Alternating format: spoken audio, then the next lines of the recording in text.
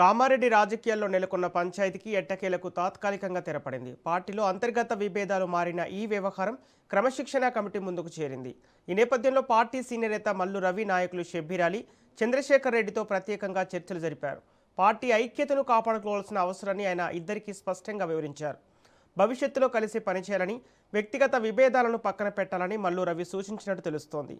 ఏవైనా సమస్యలుంటే నేరుగా పార్టీ పెద్దల దృష్టికి తీసుకురావాలని కూడా ఆయన సూచించారు. ఈ చర్చల అనంతరం ఇద్దరు నేతలు పరస్పరం సానుకూల వైఖరిని చూపినట్టు తెలుస్తుంది. అంతేకాదు ఐక్యత సందేశంగా షబ్బీర్ అలీ, చంద్రశేఖర్ రెడ్డి కుటుంబ సభ్యులు పరస్పరం స్వీట్లు పంచుకున్నారు.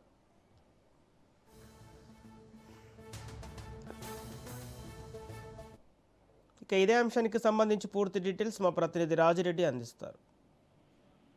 గాంధీ భవన్ లో ఈ రోజు క్రమశిక్షణ కమిటీ సమావేశం జరిగింది. ఈ యొక్క సమావేశానికి షబ్బీర్ అలీ అదేవిధంగా చంద్రశేఖర్ రెడ్డి హాజరయ్యారు. ఎందుకంటే ఒకరిపైన ఒకరు పరస్పరంగా ఫిర్యాదులు చేస్తున్నారు. ఈ యొక్క నేపథ్యంలో ఇరుపక్షాల వాదనలు వినడానికి క్రమశిక్షణ కమిటీ ఈ రోజు మల్లు రవి అధ్యక్షత సమావేశమైంది. వాళ్ళిద్దరిని కూడా పిలిపించింది. ఇరు వర్గాలతో 1-to-1 కూర్చుంది. ఇరు వర్గాల వాదనలు వింది. ఇన్ని వర్గాలకు సంబంధించినటువంటి అంశాలకు ఏ సమస్యలు ఉన్నాయో కూడా పూర్తి స్థాయిలో క్రమశిక్షణ కమిటీ వింది. అయితే దీనికి అంతా కూడా కొంచెం కమ్యూనికేషన్ గ్యాప్ వచ్చింది. అందువల్లనే ఇదంతా రాతంతం జరిగిందని కూడా తెలుస్తుంది. ఈ యొక్క నేపథ్యంలో ఇదే అంశాన్ని కూడా అటు షబ్బీర్ అలీ వర్గం కానీ ఇటు చంద్రశేఖర్ వర్గం కానీ ఇదే అంశాన్ని క్రమశిక్షణ కమిటీకి చెప్పింది. అంతేకాకుండా మా మధ్య ఎలాంటి విభేదాలు లేవు, తారతమ్యాలు లేవు, పొరపక్షాలు లేవు, మేమంతా ఐక్యంగానే ఉన్నామనేది కూడా వాళ్ళు చెప్పేసినటువంటి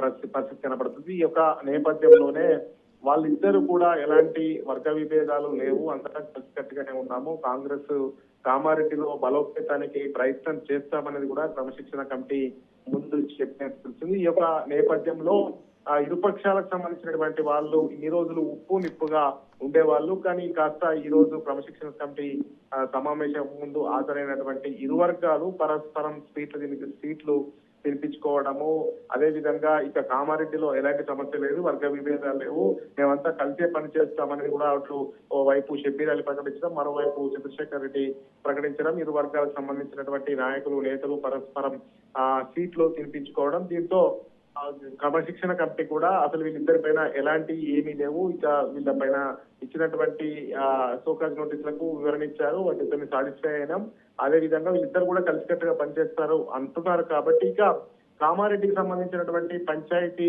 ఏమీ లేదు, కామారెడ్డికి సంబంధించినటువంటి వివాదం అంతా కూడా శుభం కార్డు పడిందని కూడా క్రమశిక్షణ కమిటీ ప్రకటించింది. ఈ యొక్క నేపథ్యంలో కాంగ్రెస్ లో కామారెడ్డి వివాదం అనేది కూడా సద్దుమణిందని చెప్పుకోవచ్చు. సంపత్.